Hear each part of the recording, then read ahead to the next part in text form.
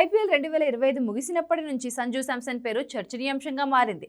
అతడు 2015 నుంచి రాజస్థాన్ రాయల్స్ తరపున ఆడుతున్న ఈ ప్లేయర్ వచ్చే సీజన్లో కొత్త జెర్సీలో కనిపించబోతున్నాడని ప్రచారం జరుగుతోంది. ముఖ్యంగా అతడు చెన్నై సూపర్ కింగ్స్ జట్టులోకి చేరతాడని వినిపిస్తోంది. ఈ నేపథ్యంలో తాజాగా మరో విషయం వెలుగులోకి వచ్చింది. తనను జట్టు నుంచి రిలీజ్ చేయాలని సంజు శాంసన్ ను రాజస్థాన్ రాయల్స్ కోరినట్లు క్రిక్ బజ్ నివేదించింది. దీంతో అతడికి రాజస్థాన్ కు మధ్య తీవ్రమైన విభేదాలు తలెత్తినట్లు స్పష్టమవుతోంది. ఐపీఎల్ 2025 సందర్భంగా రాజస్థాన్ రాయల్స్ సంజు శాంసన్ మధ్య తీవ్ర స్థాయిలో విభేదాలు తలెత్తినట్లు తెలుస్తోంది. కోల్కతా నైట్ రైడర్స్ జట్టు నుంచి వచ్చిన తర్వాత 2015లో సంజు రాజస్థాన్ రాయల్స్లో చేరాడు. అప్పటి నుంచి అదే జట్టులో కొనసాగుతున్నాడు.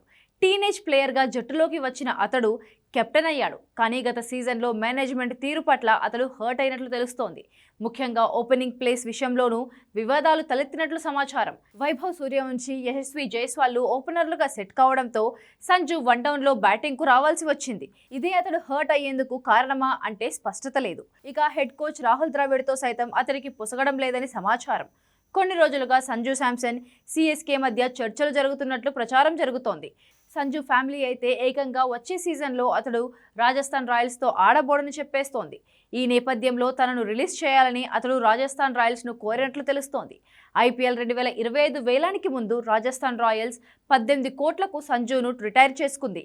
2027 సీజన్ వరకు ఈ ఒప్పందం కొనసాగుతోంది. ఒకవేళ అగ్రిమెంట్ బ్రేక్ చేయాలంటే ఫ్రాంచైజీ అంగీకారం తప్పనిసరి.